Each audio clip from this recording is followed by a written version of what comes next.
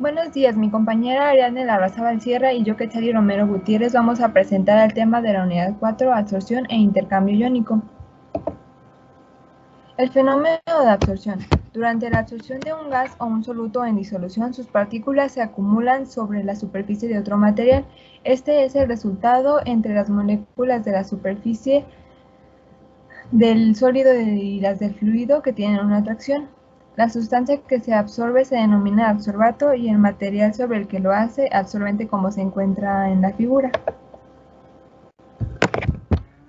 El proceso de absorción se puede dividir en tres pasos principales. El primero, en el fluido, pasa alrededor de la partícula en un lecho fijo. El soluto primero se difunde desde el volumen del fluido hacia toda la superficie exterior de la partícula. Después, el soluto se difunde hacia el interior del poro hasta la superficie del mismo. Y finalmente, el soluto se absorbe sobre la superficie. Hay diferentes tipos de absorción. La primera es la física o fisiabsorción, que utiliza fuerzas de atracción secundarias o van der Waals. El proceso es reversible y es el resultado de las fuerzas intermoleculares de atracción entre las moléculas del sólido y la sustancia absorbida. En este se forman multicapas. El otro tipo es químico o quimisorción. En este las interacciones semejan a enlaces químicos y hay una transferencia de electrones entre el absorbente y el absorbato. Este proceso es selectivo, por lo que depende de la naturaleza de los reactivos y es frecuentemente irreversible. En este se forman monocapas. Es común que la interacción química entre el absorbente y el absorbato produzca cambios en la estructura de los compuestos, por lo que se modifica su reactividad y de ello depende su actividad catalítica. Hay diferentes tipos de absorbentes, se dividen entre naturales y sintéticos.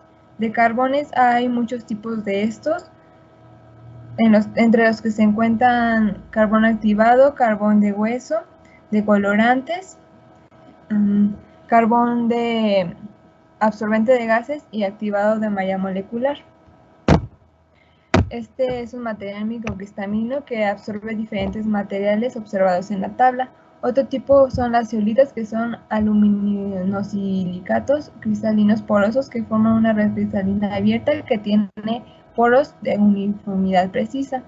Las tierras de fibra son las tierras naturales que decoloran, neutralizan y secan productos del petróleo, aceites vegetales y animales. La alúmina activada tiene una área superficial de 200 a 500 metros cuadrados sobre gramo. Entre los sintéticos encontramos los polímeros o resinas sintéticas, que son perlas esféricas o que son conjuntos de microesferas de 10 a la menos 4 milímetros de diámetro. La gel de sílice se utiliza para deshidratar gases líquidos y para fraccionar hidrocarburos. Y las mallas moleculares son cristales de zeolitas sintéticas porosas, aluminilicicatos, metálicos, entre otros. Hay diferentes columnas de absorción. Las más importantes son las absorbedoras de lecho fijo, en las cuales hay un gas que pasa de manera descendiente y en ellas el absorbente está sobre un matiz o placa perforada. En este el gas circula en sentido descendiente, como ya se dijo, y del otro lado se encuentra la regeneración. Cuando la concentración del soluto del gas alcanza cierto valor, pasa a la regeneración. Los absorbedores de tanque agitado tienen una disolución utilizando agitadores metálicos e inyectadores de aire para mantener las partículas en suspensión. Y los absorbedores continuos o de lecho móvil tienen un lecho continuo en donde las partículas sólidas descienden por gravedad y se retornan después a la parte superior a la columna mediante un sistema de elevación de aire o de forma mecánica. Es importante tomar varias consideraciones en el diseño, como que cuando el fluido pasa a través del lecho, su concentración va disminuyendo muy rápidamente. Las variables de diseño dependen de cada proceso que se tenga. En las de lecho fijo, el tamaño del lecho absorbente está determinado por la velocidad del flujo de gas y por el tiempo del ciclo deseado. El ancho y la forma de la zona de transferencia de masa dependen de la isoterma de absorción, de la tasa de flujo, de la tasa de transferencia de masa hacia las partículas y de la difusión a los poros. En los de tanque agitado, con partículas finas, la absorción es mucho más rápida, pero se requieren grandes tamaños para separar por sedimentación o filtración. En los absorbedores continuos, las partículas finas se pueden utilizar con placas deflectoras o etapas múltiples para prevenir la mezcla desde un extremo a otro. La absorción se ve reflejada en procesos como la purificación de aguas residuales, donde se busca la eliminación de metales utilizando carbón activado como absorbente. También en la descontaminación de gases, como dióxidos de azufre, óxidos de nitrógeno y vapores de gasolina. También es usado en la eliminación de olores, colores y sabores. Un ejemplo de esto es el tratamiento de aguas residuales de fábricas textiles, donde se busca eliminar los colores y fijadores que se utilizaron en el proceso. También en el secado de aire se utiliza la absorción, donde las zeolitas se utilizan para absorber las moléculas de agua que se encuentran en el aire. Y también es un proceso que se lleva a cabo en la revelación de huellas dactilares, utilizando oro coloidal, el cual se adhiere a las macromoléculas como proteínas y lipoproteínas que se dejan, y de esta manera, con tinciones se consigue un revelado de huellas dactilares. El intercambio iónico es un método de separación basado en la transferencia de material líquido-sólido, el cual permite la transferencia de iones de una fase fluida de electrolitos a una fase sólida, generando un intercambio de iones de la misma carga. Como se ve en las imágenes, un absorbente que tiene cationes de hidrógeno son desplazados y son intercambiados por cationes de calcio o cationes de sodio, dependiendo de la equivalencia. El intercambio iónico utiliza intercambiadores naturales comúnmente conocidos como zeolitas que contienen sílica, pero en la actualidad se han generado resinas poliméricas insolubles que son capaces de cumplir con la función y tienen grupos sulfónicos, carboxílicos y fenólicos. Las aplicaciones que tiene el intercambio iónico es el ablandamiento de agua, donde se busca sustituir el calcio que tiene por sodio, utilizando zeolitas. También es utilizado en la separación de metales de tierras raras por cromatografía, donde este depende de la afinidad que tiene con respecto al tipo de carga, el tamaño y la forma de iones. También el intercambio iónico se ve reflejado en procesos de catalización como hidrólisis, condensación, polimerización y deshidrataciones.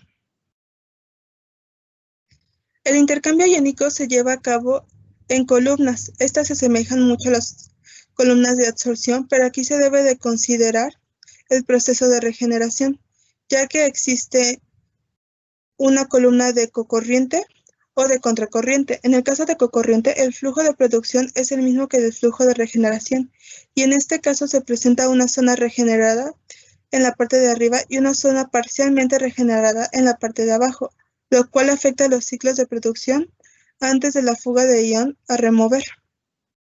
En el caso de las columnas a contracorriente, la regeneración se aplica en un flujo opuesto al flujo de alimentación, generando un flujo ascendente. Esto se consigue por medio de rellenos inertes sobre camas o lechos.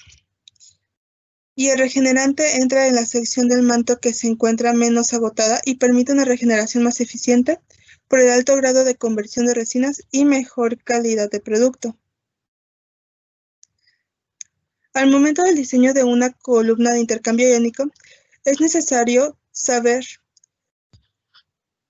qué es lo que se busca obtener para identificar el tipo de intercambiador que se va a generar, el tipo de regeneración y el número de capas. De esta manera se pueden generar distintos diseños de columnas de intercambio iónico, y también se puede decidir si se puede integrar lo que son desgasificadores utilizados para eliminar los gases producidos durante el intercambio iónico y cuántos lechos o capas se pueden llegar a tener en estos procesos. Los isotermas nos permiten conocer el comportamiento de absorción de un sistema en relación a su temperatura, presión, concentración, y nos permiten conocer el grado de absorción. Los isotermas, principalmente en la absorción, se pueden ver como un proceso reversible en el momento de la desorción. Sin embargo, hay momentos en el que los resultados de absorción y desorción no son iguales, y esto genera una histeresis en el isoterma. Esto se debe a las aperturas a los capilares de los poros sólidos que se utilizan en la absorción, generando el efecto. Existen 5 clasificaciones de isotermas, considerados como isoterma 1, 2, 3 y 4 y 5. Pero nosotros vamos a explicar aquí los isotermas expresados de forma matemática, los cuales uno es de Langmuir, el de Beck y el de Freundlich. Estos se pueden observar, el de Freundlich y el de Langmuir, en la gráfica que se encuentra arriba, donde se comparan con un isoterma lineal.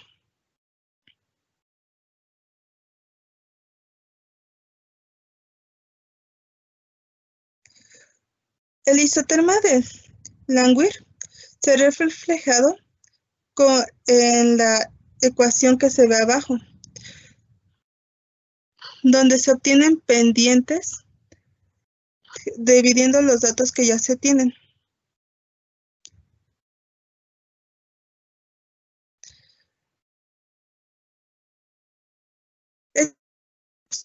En el cual, gracias al equilibrio de absorción y desorción, no hay formación de monocapas, ya que el límite de capacidad del absorbente es cuanto la monocapa está completa.